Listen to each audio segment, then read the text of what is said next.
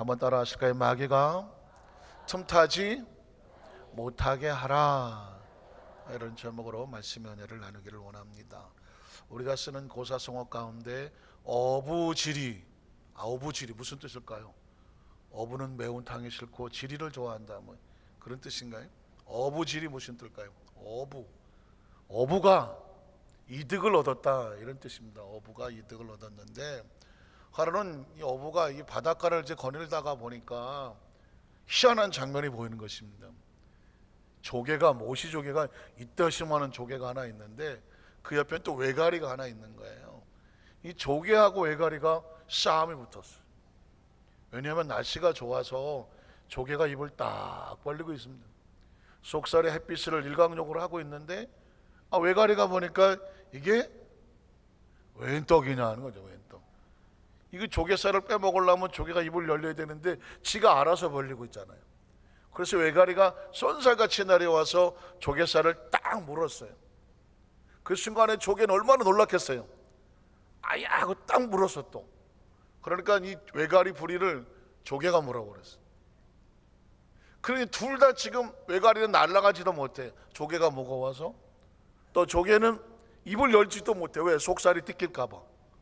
그래서 서로 물고 물려서 날지도 못하고 떨어지도 못하고 서로 그냥 이런 붙잡혀 있는 상태를 방휼지쟁이란 말이에요. 방휼지쟁. 조개 방자에다 외가리 훌자를 쓰는 거예요. 서로 싸운다는 것입니다. 지나가다 어부가 보니까 이게 또 웬 떡이냐야. 이거 뭐 일거양득, 일타쌍피. 이 전문적인 용어인데 바로 반응을 하셨어요. 이거 뭐 조개도 잡고 외가리도 잡고, 이게 뭐 해군도 잡고 공군도 잡고, 이거 아주 식탁이 풍성해지게 생겼어요. 그래서 둘이 싸울 때에 어부가 두 개 다 집어갔다.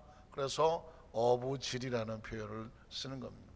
그러니까 이 조개하고 외가리는 지들끼리 싸우다가 꼼짝없이 그날 저녁 어부의 밥상에 올라가 버리고 말았다는 것이죠. 무언가를 다투고 싸운다는 것은요, 어떻게 보면 굉장히 어리석은 문제고, 그것이 만약에 영적으로 들어가 버린다면 치명타를 입을 수가 있습니다.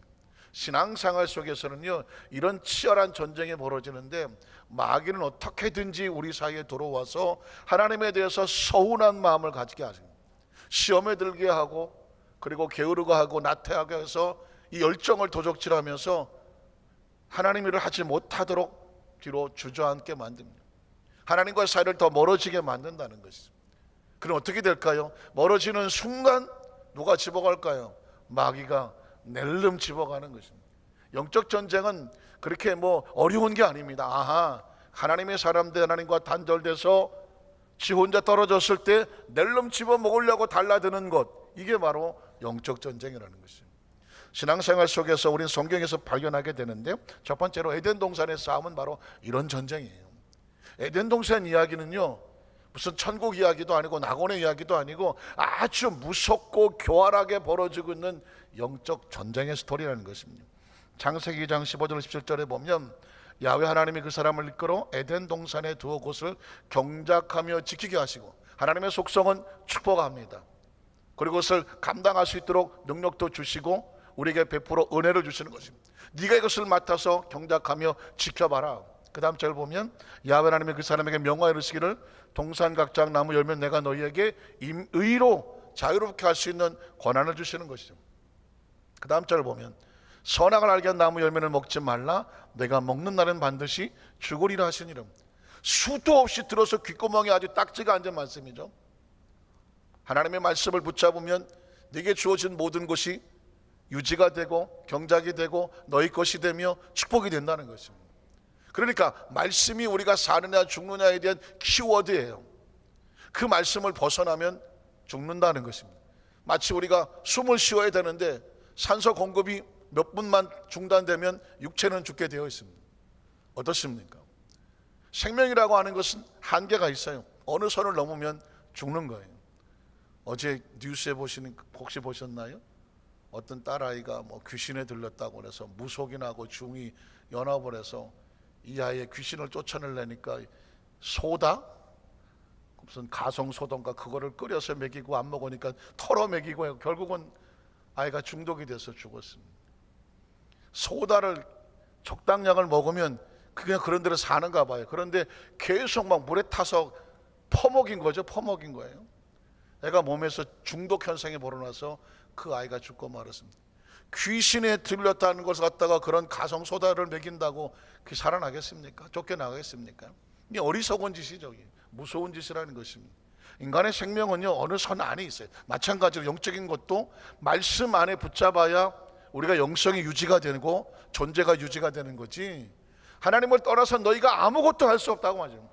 말씀을 떠나면 네가 어떻게 되리라? 정령 죽으리라고 말했던 거죠. 그러니까 하나님은 우리에게 생명을 주시기 원하죠. 은혜를 주시기 원하고 축복을 주시며 유지하라고 주신 것입니다. 보호하라고 주신 거예요. 하나님 말씀은 듣기 싫은 잔소리가 아닙니다. 쓸데없는 우리에게 어떤 것을 하면서 우리를 괴롭히려는 것이 아니에요. 하나님 말씀은 우리를 살리려고 하는 것입니다. 여러분, 우리가 예배 가운데 말씀을 듣는 이유는 뭐냐면 우리를 살리려고 하는 거예요. 말씀을 듣는 자는 살고 말씀을 등한시한 자는 있는 것도 잃어버리는 것이죠. 자, 그런데 마귀는 어떻게 했을까요? 창세기 3장 1절로 5절에 보니까 그런데 뱀은 야훼 하나님이 지으신 들짐승 중에 가장 간교하더라. 뱀이 여자에게 물어 이르되 하나님이 참으로 내게 동산 모든 나무 열매를 먹지 말라고 하시더냐? 여자가 뱀에게 말하되 동산 나무 열매 우리가 먹을 수 있으나 동산 중앙의 나무 열매는 하나님 말씀에 너희를 먹지도 말고 만지도 말라 너희가 죽을까 하노라 하셨느니라. 뱀이 여자에게 이르되 너희가 결코 죽지 아니하리라. 너희 것을 먹는 날은 너희 눈이 밝아져서 하나님같이 되어 선악을 할 줄 하나님이 아심이라. 뱀의 의도는 뭐예요? 이렇게 지금 여자에게 말하고 있는 뱀의 의도가 뭐예요? 넌 이제까지 하나님 말씀을 잘못 알고 있었다. 아니, 하나님을 잘못 알고 있었다. 하나님은 너에게 이것을 살리려고 주는 말씀이 아니었다. 아주 더 중요한 것인데 그냥 조금 쓰레기 같은 것 좀 주고 진짜 좋은 것은 안 주는 야박한 하나님이다. 넌 이제까지 하나님께 속고 사는 것이다. 너희가 믿고 따랐던 하나님을 절대 믿을 이유가 없다. 이젠 네가 주인이 돼서 네가 먹고 싶은 거 마음대로 먹고 하고 싶은 거 마음껏 사. 네 인생은 네 거다. 네가 하나님이 되라. 결국 뭐예요? 듣기는 아주 달콤하나 하나님을 떠나게 만들려고 하는 것입니다. 유혹이란 그런 거예요. 마귀의 유혹은 딴 거 없어요. 아무리 달콤하고 아무리 그럴듯하고 아무리 설득력이 있고 마음이 혹하다고 할지라도 마귀의 의도는 뭐냐? 하나님과 뭐 시키려고 하는 거예요? 단절시키려고 하는 것입니다. 어떤 이유를 갖다 대더라도 마귀의 유혹은 하나님과 단절시키려고 하는 것입니다. 단절되면 우리가 힘이 없어지기 때문에 그 존재가 누구의 밥이 되냐면 마귀의 밥이 될 수밖에 없습니다. 일단 띄워놓으려고 해요. 일단 띄워놓으려고 하는 것입니다. 조심스러운 표현이지만 동물의 왕국 이런 데 보면 사자나 이런 늑대들이 사냥을 할 때에 뿔이 이따시 많고 이런 큰 성체들에게 큰 동물이 달려들던가요? 아니에요. 막 소리치고 달려들어서 무리를 흐트러 놔. 흐트러 놓고 거기서 어미의 보호를 떠난 가장 약한 새끼들이나 다친 부상 입은 동물이나 이걸 찾는 거예요. 어떻게든지 보호 무리를 흐트러 놓는 게 마귀의 작전이에요. 그래서 거기에 넘어와서 무너지고 쓰러지면 가장 약한 것을 잡아다 보는 게 동물의 습격 작전인 것처럼 마귀도 영적 공격을 그렇게 합니다. 그래서 여러분 베드로서 5장 8절에 이렇게 말하지 않아요? 너희가 마음을 굳게 깨워서 준비해야 돼. 왜? 우는 사자같이 마귀가 두루다니며 삼킬 자를 찾아 마치 그렇게 공격하는 것처럼 같다는 것입니다. 지금 하와의 마음을 지금 뱀이 흔들어 놨어요. 하와가 어떻게 생각할까요? 내가 이 얘기를 들어보니까 그게 그럴듯한 것 같은 거예요. 절대 믿음이 사라집니다. 하나님에 대한 신뢰가 사라집니다. 그 말씀을 붙잡아야 된다는 생각이 사라집니다. 점점 멀어지기 시작합니다. 여러분이 신앙생활하다가 마음에 서운함이 들어요. 어떤 이유든지요. 어떤 이유든 서운함이 들어와, 섭섭함이 들어와. 왠지 마음속에 감사를 잃어버리고 뭔가 마음속에 다른 생각이 들어오면 제일 먼저 뭘 하기 싫어요? 제일 먼저 뭘 하기 싫어요? 우리 교회 성도들은 이런 경험이 없어. 시험에 들어본 적이 없기 때문에 시험 들면 어떻게 되는 거야? 나 그걸 모르겠대. 이게 우리 교회 성도들의 특성이야. 참 이런 것도 제가 가르쳐 드려야 돼요. 제가 시험에 들어보니까 저 시험 들어봤잖아요. 아, 이게 참 내가 열심히 공부해서 대학원 시험을 봤는데 정말 성적도 잘 나오고 했는데 면접에서 나이가 모자라 떨어졌잖아. 12월 달에 면접 봤는데 생일이 제가 3월인데 아이 그게 12월 그래 12월 쳐주자. 12월 1월 2월 나 3월 2일인데 3개월인데 3개월. 아이 면접 보는 분이 나이가 만 27세는 돼야 되는데 안 되지 않습니까? 3개월 차이로 3개월. 그래서 제가 나이가 문제가 되면 유치부 전도사라도 하겠습니다. 그랬더니 생각해 보겠다거든요. 그래서 합격 저 명단에 가봤더니 내 앞에도 붙었고 내 뒤도 붙었는데 내 번호만 없는 거야. 그 순간에 내가 가슴이 얼마나 무너졌겠어. 아니 3개월 때문에 사람을 떨어뜨려. 내가 공부 점수가 안 좋아서 떨어졌다면 당연히 받아들이겠는데 아니 3개월이 모진다고 떨어지는 거예요. 1년을 다시 공부해야 돼. 그 순간에 제일 먼저 뭐가 하기 시작하면 에이씨 오늘부터 교회 안 나가시지. 뭐 교회 안 나간다는 건 아니고 철야 예배 오늘 그날 금요일이었는데 철야 예배는 안 가지. 그리고는 저 인천에 있는 친구를 따라서 아예 참 사람이 용이 주도합니다.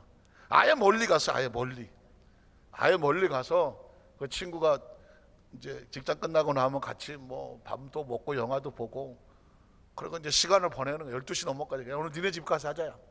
12시 넘어 잤어. 왜 그렇게 할까요? 하나님 나 삐졌어요.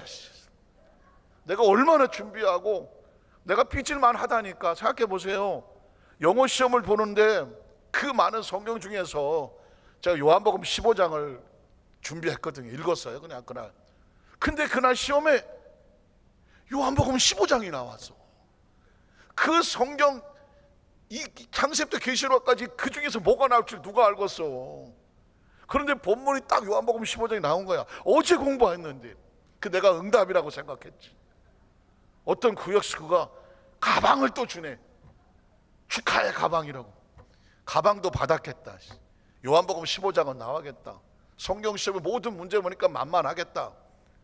잘 쏟아냈는데 아니 뭔 3개월이 모질란다고 떨어뜨려. 하나님 나 삐져갖고요 오늘 철야배 안 가요. 오늘 인천 가갖고 아직 그 집에 잘 거예요. 그리고 아예 안 올라고 그냥 잤어 거기. 그런 잠이 오겠어요 안 오겠어요? 잠만 자면 끝이야. 오늘 철야배 내 생에 한번 처음 빠져보는 거야 지금. 그런데 잠이 안 와. 잠이 안 오고 눈깔만 말똥말똥하고 앞에 있는 놈은 코를 고는지 마는지 마음이 불안해지기 시작하더라고요. 그들이 그냥 제 머릿속에 꽝 치는 게 야 너 여기서 뭐하냐 그냥. 너 여기서 뭐하냐 그러더라고요. 나 삐져갖고 오늘 차례배 안 가려고 인천까지 와서 까불지 말고 빨리 튀어나가 이 새끼야. 아유 정신 번쩍 나더라고요. 그래서 주섬주섬 옷을 입고 야 나 빨리 가야 되겠다. 너 지금 이 시간에 어디 가냐. 아니야 나 가야 돼요. 튀어나와서 인천에서 택시를 잡아 타고 여의도까지 가는 거예요. 택시비가 뭐 2만 원 3만 원 나온지 모르겠어. 하여튼 간에 오니까 1시 반인가 막 딱 성전에 들어서니까 거기서부터 울기 시작하는 게 하나님 제가 잘못했어요. 그때는 뭐 새벽 5개 차가 없을 때니까 펑펑 울면서 다시 시작할게요. 하나님 다시 시작할게요. 다시 엎드려지고 꺾어지고 다시 1년을 준비한. 기억하시잖아요. 그 다음에 제가 장학생으로 1등으로 들어갔다니까. 별로 안 한다 그래. 저는 일찌감치 그걸 겪고 나서 어떤 마음이 드는지 아십니까? 하나님 그냥 붙기만 해. 한번 떨어져 본 사람은요 아픔이 어떤 게 있냐면 주여 맨 끝에 붙기만 하게 하여 주시옵소서. 그래서 맨 끝에 가서 찾았는데 전화가 오더라니까. 아유 이번에 그 장학생으로 되게 돼서 축하드린다고. 그래서 내가 느낀 게 하나님은 제가 준비가 덜 됐고 모질라고 3달이 모질한 게 아니라 더 준비시키고자 했을 뿐이야. 이 과정을 이겨나갈 수 있도록 하나님께서 또다시 한번 기회를 줬을 뿐이야. 그러니까 그건 하나님 날 테스트하는 거지 유혹해서 무너지라고 한 것은 마귀는 유혹을 했을 것 같아요. 하나님 널 버렸어. 네가 그렇게 열심히 했잖아. 요한복음 15장도 나왔지. 구약식과 가방도 사줬지. 그거 봐 쌤통이다. 하나님은 널 생각하지 않아. 야 그때 참 그런데 보십시오. 그럼에도 불구하고 하나님께 다시 달려 들어가니까, 그때 만약에 인천서 어떻게 뒤집어 잡고 빌비 돌았으면 여기 안 와 있죠. 그럴 기회는 많아요. 교회학교 교사하는데 배고파서 그냥 봉사 그만두려고 했던 기억서부터 해갖고, 하여튼 별일이 많아. 지금 생각해 보니까 하나님께서 우리를 다 훈련시키는 건데 마귀는 고틈을 끄집어서 자꾸 멀리 하려고 했을지도 몰라. 여러분, 신앙생활 하다가 어떤 이유가 됐든지 간에요, 일단 이 정도 시험 드는 건 당연하다. 이거 누가 봐도 이 정도면 시험 들 거다라고 상황 속에서 벌떡 일어나야 돼요. 저한테 하나님이 하신 거 말해드릴게요. 너 여기서 뭐하냐 이 새끼야. 정신 들어야 돼요. 벌떡 일어나서 인천 아니야 어디 있다가도 택시 타고 날라와서 예배 자리에 앉아서 하나님 앞에 서십시오. 그게 뭔지 아십니까? 그게 마귀를 깨트리고 이겨내고 하나님의 축복이 다시 시작하는 상황이에요. 그러나 이 아담과 하와는 안타깝게도 넘어가 버리고 말았습니다. 자, 무너진 모습 6절로 8절에 보니까, 여자가 나무를 본즉 먹음직스럽고 하고 보암직도 하고 지혜롭게 할 만큼 탐스럽기도 한 나무인지라, 여자가 그 열매를 따먹고 자기와 함께 남편의 줌에 그도 먹은지라, 이에 그들의 눈이 밝아져서 자기들이 벗은 줄을 알고 무화과 나무 잎을 엮어 치마로 삼았더라. 그들이 그날 바람이 불 때 동산에 거니시는 야훼 하나님의 소리를 듣고 아담과 그의 아내가 야훼 하나님의 낯을 피하여 어디로 도망갔어요? 인천으로 도망가자. 인천으로 도망가서 동산나무 사이에 숨었어. 여러분, 신앙생활하면서 이게 참 안타까운 거예요. 하나님이 다가오신데 이 사람은 피하여 도망을 쳐 나무 그늘 아래 숨어서 어쩔 줄 모르고 이러고 초리고, 군대 용어 중에 아주 전문적인 용어, 아주 히쭈구리란 말 들어봤다. 여자분이 손들었다는 얘기는 남편이 군대기를 얼마나 많이 했는지를 감을 잡을 수가 있어.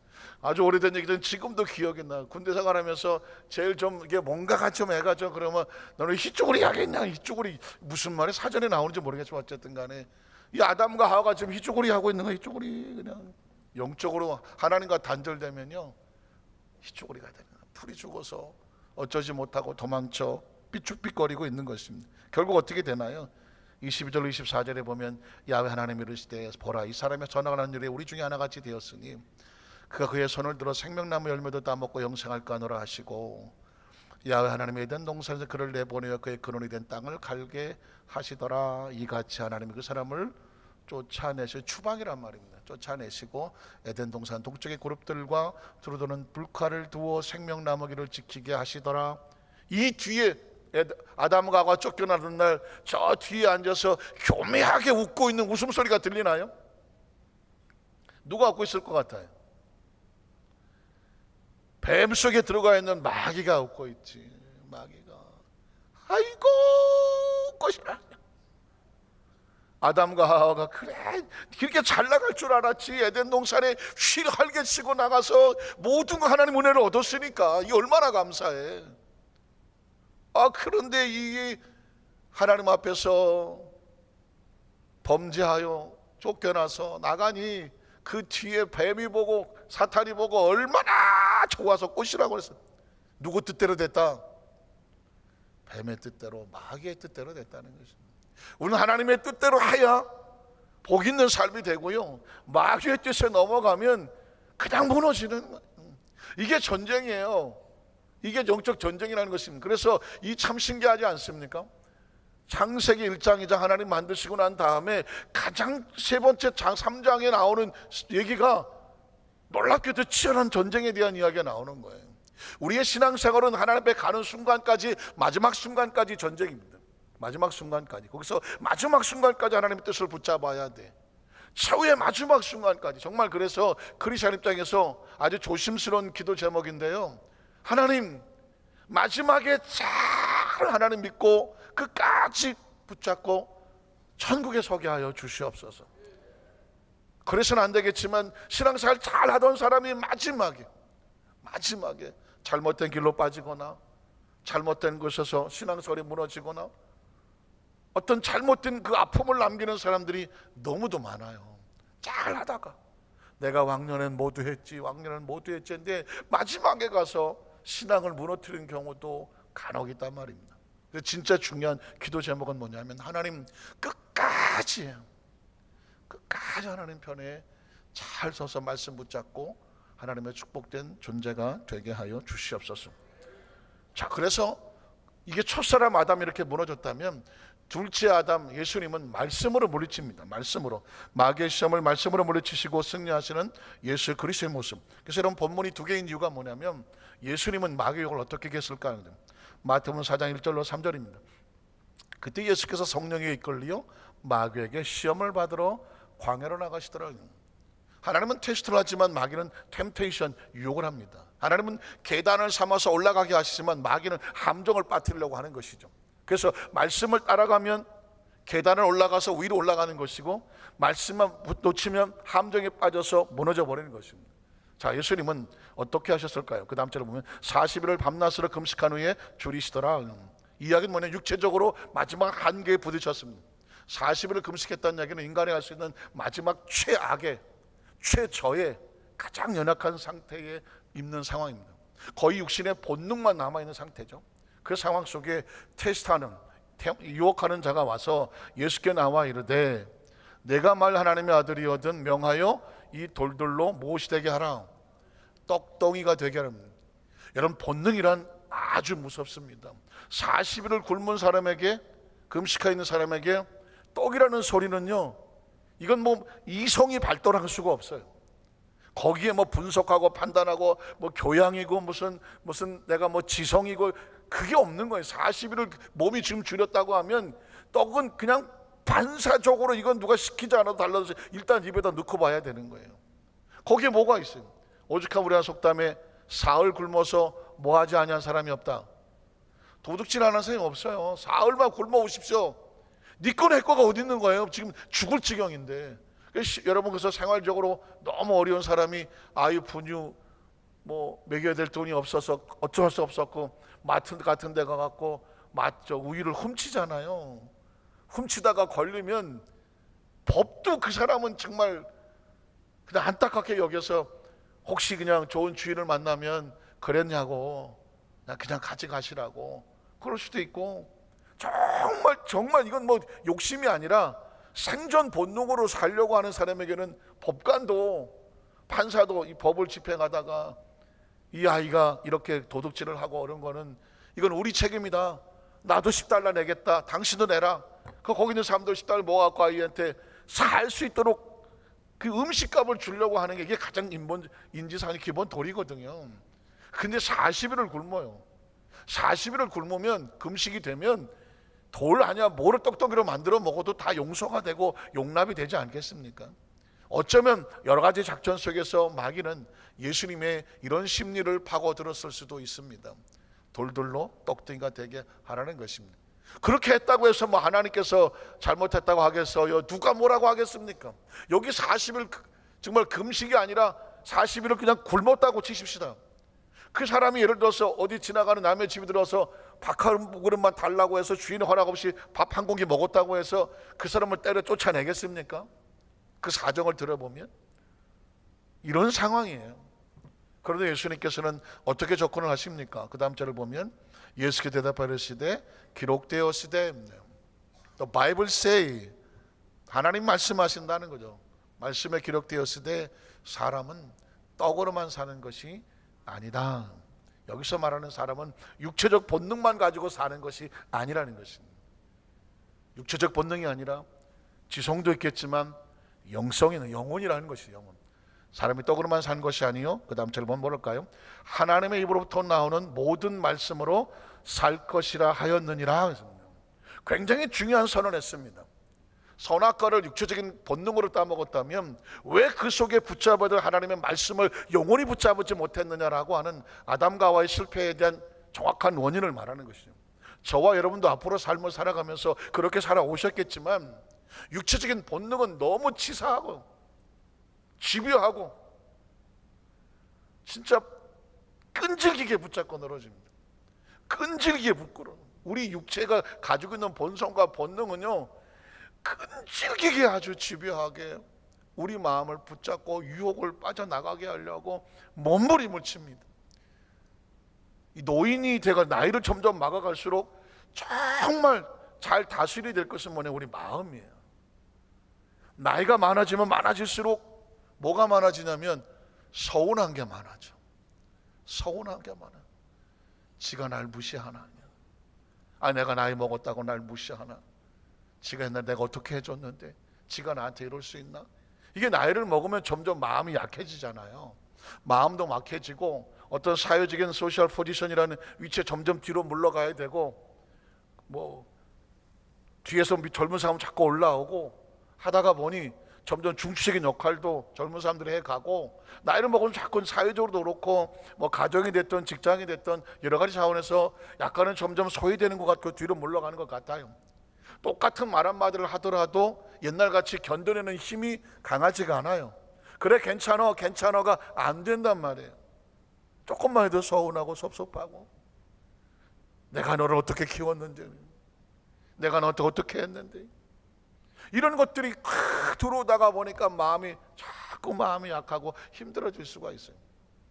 그럴 때 여러분 더더욱 신앙적으로 우리가 말씀이나 기도를 붙잡아서기를 강하게 해야 돼요. 그래, 그럴 수 있지. 나도 다 겪어보니 그 나이 때인데 그럴 수 있지.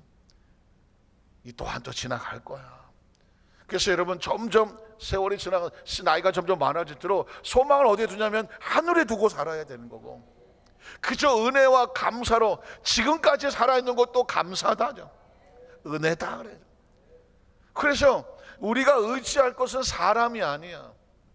한번 따라, 사람은 의지할 대상이 아니라 우리가 돌보줘야 될 대상이고, 우리가 의지할 대상은 하늘의 하나님밖에 없습니다.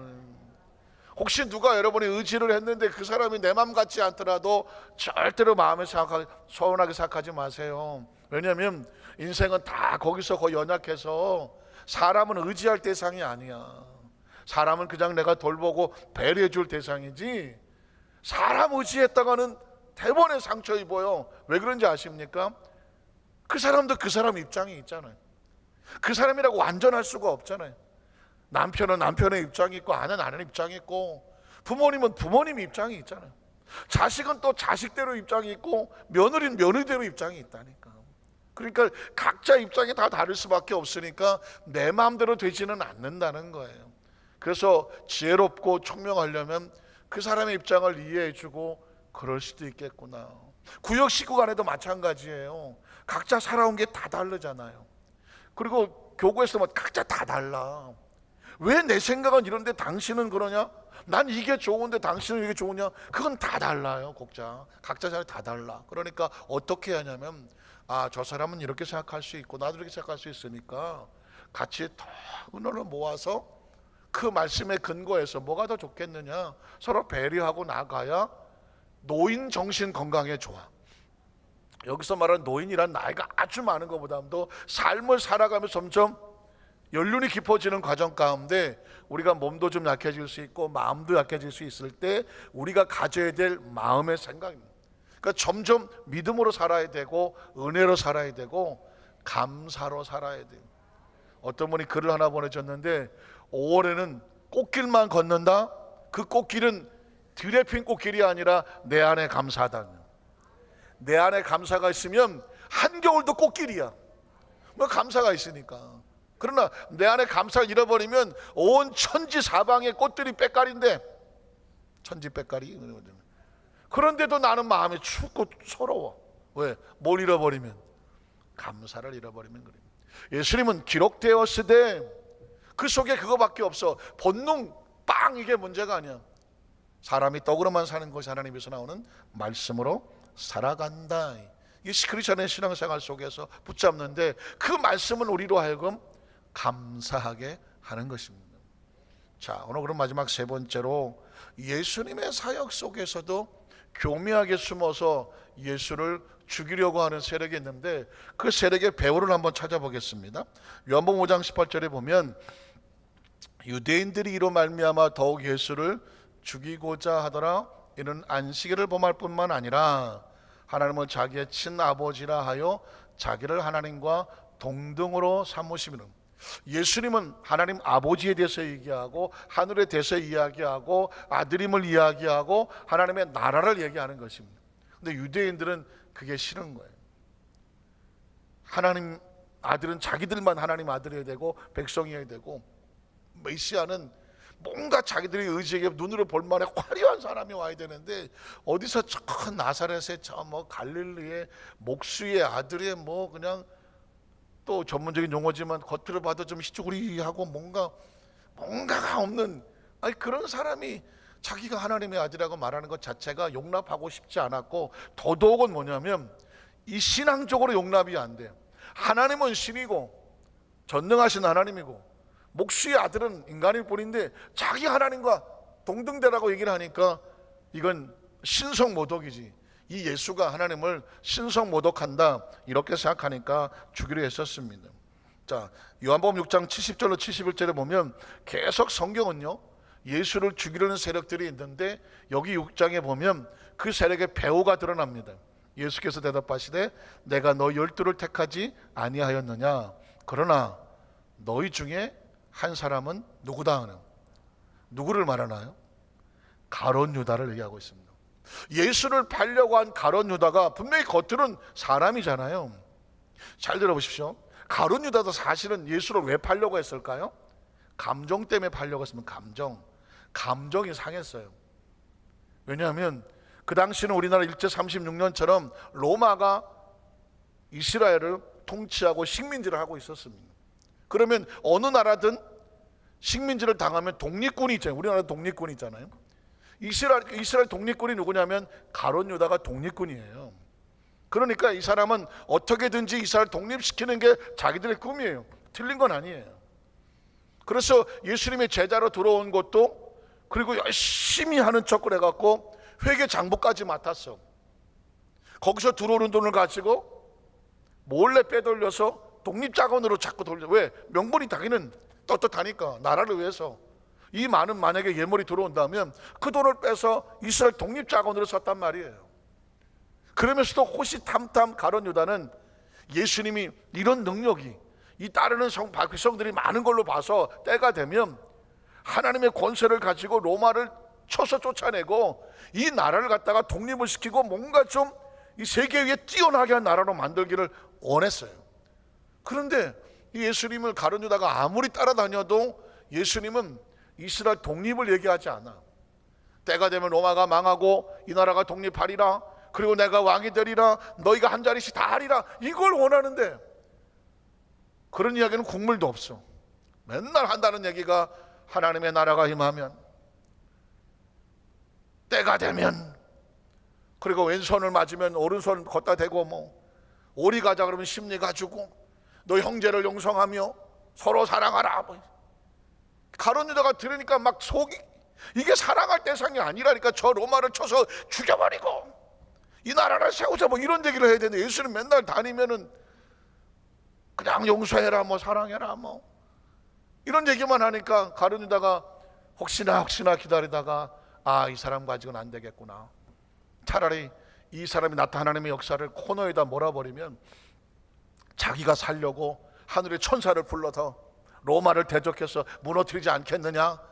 가룟 유다는 이런 감정적인 생각을 가지고 예수를 팔아 십자가에 못 박으려고 했던 것입니다. 자기 딴에는요 목적이 정확했어요. 예수를 코너에 몰면 스스로 살기 위해서 하지 않겠느냐. 그러나 예수님 말씀하시기를, 이 배후, 이런 모든 생각의 배후에 누가 있다? 마귀가 있습니다. 이런 생각, 예수를 팔려 하나님 일을 방해하려고 하는 배후에는 정상적인 성령의 생각이 아닌 거예요. 마귀의 생각입니다. 그러니까 우리가 어떤 생각을 할 때도 굉장히 중요합니다. 내가 볼 땐 논리가 맞아, 생각도 맞고 명분도 있어. 그러나 그게 하나님의 나라의 일을 발전시켜 나가는 데의 말씀과 방해가 된다면 그건 하나님의 생각이 아닐 수도 있어요.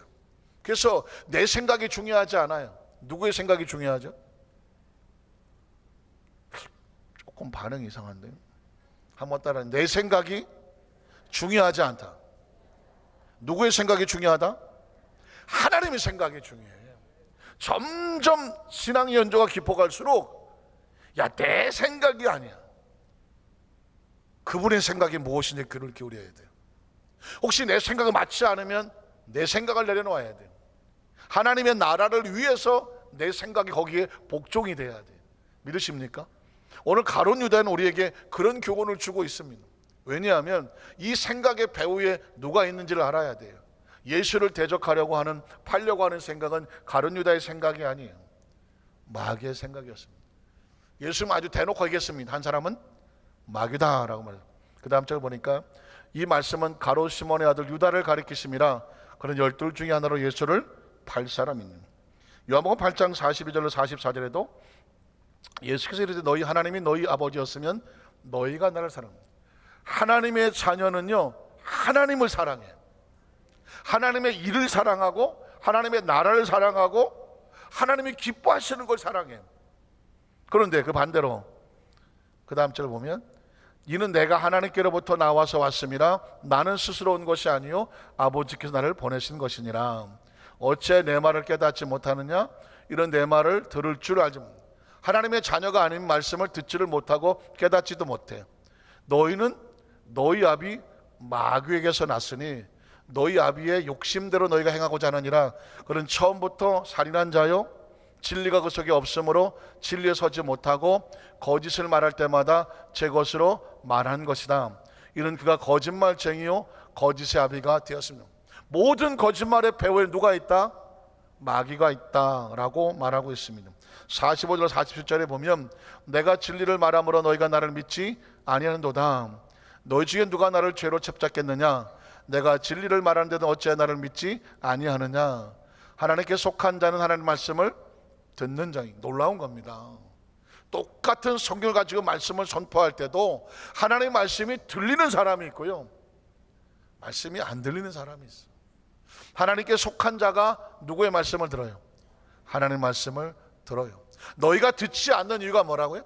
하나님께 속하지 아니하였기 때문이다. 56절 59절에 보니까 너희 조상 아브라함은 나이 때 볼 것을 즐거워하다가 보고 기뻐하였느니라. 유대인들이 이르되 네가 아직 50세도 못 되었는데 아브라함을 보았느냐? 예수께서 이르시되 진실로 진실로 너에게 이르노니 아브라함이 나기 전부터 내가 있느니라. 믿어지십니까? 이해가 되십니까? 아니, 아브라함이 나기 전부터 50세가 안 된 예수님이 먼저 있었다는 얘기가 믿어진다. 이건 3차원과 4차원의 신앙이 아니면 해석이 안 되는 거예요. 유대인들은 이 4차원이라는 개념이 없었어요. 우리는 시간 속에 있기 때문에 주민등록증 까고 몇 살이냐 몇 년생이냐 여기에 자꾸 국한되어 있어요. 그러나 예수님은 시간과 공간을 뚫고 오신 분이에요. 믿으십니까? 여기 보세요. 이거 굉장히 중요한 거예요. 제가 어제 어느 책 소개를 봤는데 크리스찬이래요. 그리고 기독교 무슨 뭐 연구하는 학자야. 그런데 그분이 책이 약간 내용이 애매해요. 내용이 뭐냐면, 아니 지금 이 과학이 초과학적으로 발달을 하고 블랙홀을 뭐 어쩌고 하고 있는 이때에 하나님이 여호수아의 기도를 듣고 태양을 멈췄다는 이런 허무맹랑한 걸 믿어야 되느냐? 그러면서 성경을 과학적으로 재해석하겠다는 거예요. 유대인들은 이상하다는 것입니다. 아니, 홍해수를 하나님이 갈라서 거기를 건너왔으면 그 하나님을 절대적으로 믿어야지 왜 또 모세에 대해서 원망하고 하나님에서 대적하느냐?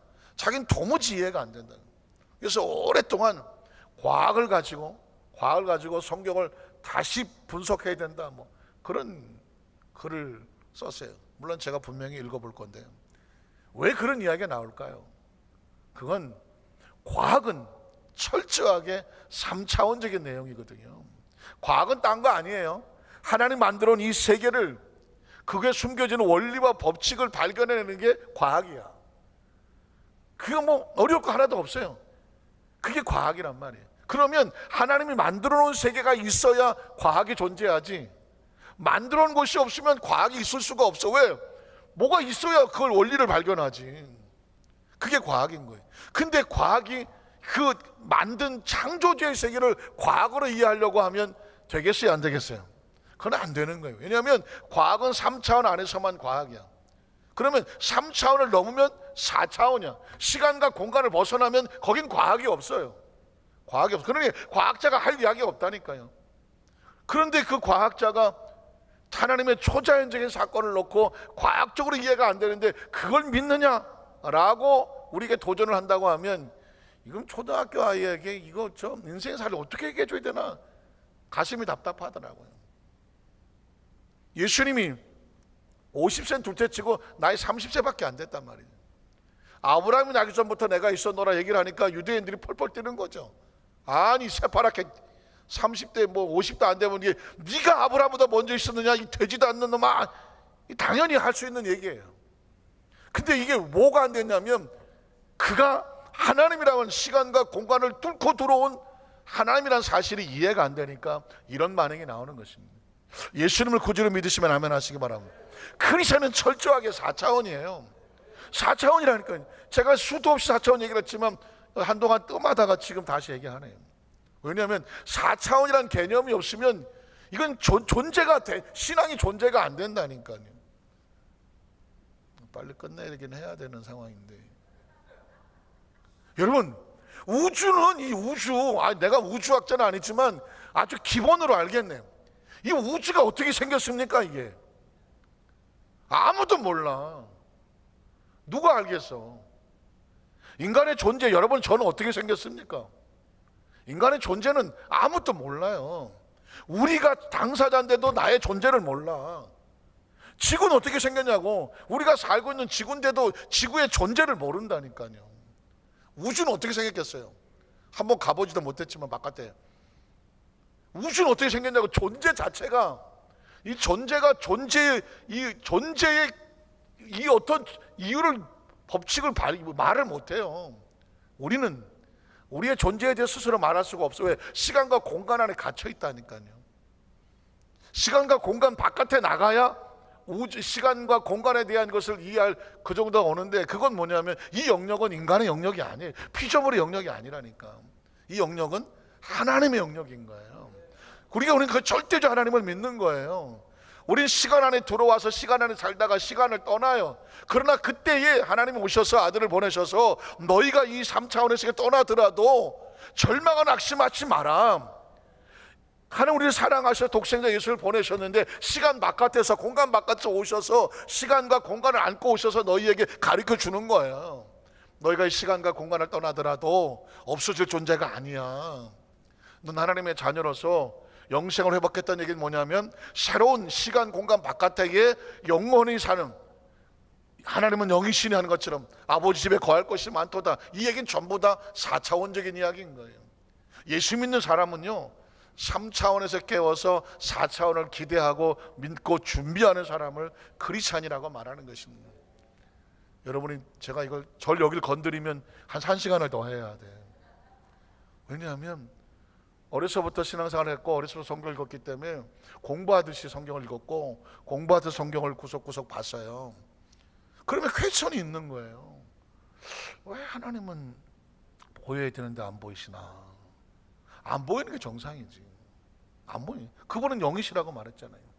우리도 하나님으로부터 왔으니까 우리 속에 육체를 비로소 영으로 들어와 있고, 육체를 벗으면 우리 영은 어디로 가겠어요? 하나님께로 돌아가죠. 지금은 얘기가 안 돼요. 상상이 안 돼요. 그러나 육체를 벗어보면 영적인 세계가 열려지게 되고, 그 안에 미리 우리가 안에 성령님이 오셔서 우리를 영적인 존재로 지키고 보호하고 보혜사로 함께 하시는 것이 바로 성령님이죠. 믿으십니까? 그게 이제 오늘 예수님께서 우리에게 주시는데, 그건 앞으로 할 얘기가 많으니까, 유대인들은 왜 예수를 믿지 못했냐면 그분의 4차원적인 그 말씀을 믿지 못했고, 성경은 온통 3차원 이야기입니까? 4차원 이야기입니까? 4차원 이야기인 거예요. 영적인 이야기인 거예요. 성경은 창세기 때 계시록 같이, 창세기 자체가 4차원이잖아요. 창조는 3차원에서 쓸 수 없는 말이에요. 계시는 3차원적인 단어가 아니에요. 하나님의 세계 열어준다는 얘기니까 이건 4차원인 거예요. 성경 자체는 3차원이 아닌 4차원인 거예요. 그러니까 4차원적인 신앙으로 했을 때 우리 영은 3차원적인 얘기를 들으면 별로 반응을 안 해요. 무슨 얘기를 들어야 반응할까요? 4차원적인 얘기를 들으면 영이 정신이 번쩍 나갖고 반응을 하는 거예요. 조 목사님이 그 전에 간증하셨던 것 중에 하나가 누가 그러더랍니다. 우리 나라의 최고 경제학 박사가 이번 주일날 교회에 나온다고 하더래요. 그러니까 목사님이 그 얘기 해주는 게 뭐예요? 경제학 박사가 와서 예배를 들으니까 그 경제학 박사가 좀 이해할 만한 설교를 준비해 주세요. 아마 그런 식으로 말했는 것 같아요. 그 목사님이 나름 있는 실력 없는 실력 다 동원해 갖고 주일날 설교 시간에 경제에 대해서 막 설교를 하셨다고. 끝나고 워낙 유명하신 분이라서 끝나고 목사님 찾아오셔서 같이 인사를 했더니 그분이 이러더랍니다. 목사님, 저는 하나님에 대해서 듣고 싶어서 왔습니다. 그 순간에 얼굴이 얼마나 빨개졌는지. 조 목사님이 아무리 경제에 대해서 아무리 날고 긴다고 할지라도 그 경제학 나름대로 세계에서 뭐 유학을 하고 와갖고 그분의 이야기 경제를 그 논리를 넘겠습니까? 못하잖아요. 그런데 막상 경제학 박사는 와서 나는 경제에 대한 얘기를 듣고 싶다는 게 아니에요. 하나님에 대한 얘기를 해달라고 그래요. 그때 그냥 목사님이 아차 싶었다 그러더라고요. 그렇죠. 교회는 하나님에 대한 이야기를 하는 것이죠. 4차원적인 이야기를 하는 거예요. 그게 이해가 되는 사람은 예수가 믿어지는 것이고, 그게 이해가 안 되는 사람은 예수를 못 믿는, 유대인들이 그래서 예수님을 못 믿는 거죠. 돌로 치려고 하는 것이죠. 요한복음 10장 오늘 본문 2절을 보면 마귀가 벌써 시몬 아들 가룟 유다의 마음에 예수를 팔려는 생각을 넣었다는 거죠. 이게 생각이 들어가면 유다도 지 마음대로 안 되는 거죠. 말씀을 정리하기를 원합니다. 우린 여기서 굉장히 놀라운 우리 마음 기도 제목 하나를 발견하죠. 우리 안에 마귀가 틈타지 못하게 해야 되죠. 철저하게 하나님의 말씀을 붙잡아야 되죠. 마귀는 흔들어 놓으려고 하죠. 흔들려고 했을 때 기록되었을 때 말씀을 붙잡아야 되죠. 그 말씀을 계속 듣고 가슴 마음판에 새기고 주야로 묵상하 그 가운데 기록한 지켜 행하는 것이 뭐냐? 그게 영적 전쟁에 승리하는 것이고 하나님의 초점이 맞춰 가는 것이고 그것이 우리를 살리는 것이죠. 하나님의 마음과 생각 말씀으로 무장하여 승리하시는 우리 성도님 되시기를 주님의 이름으로 축원합니다.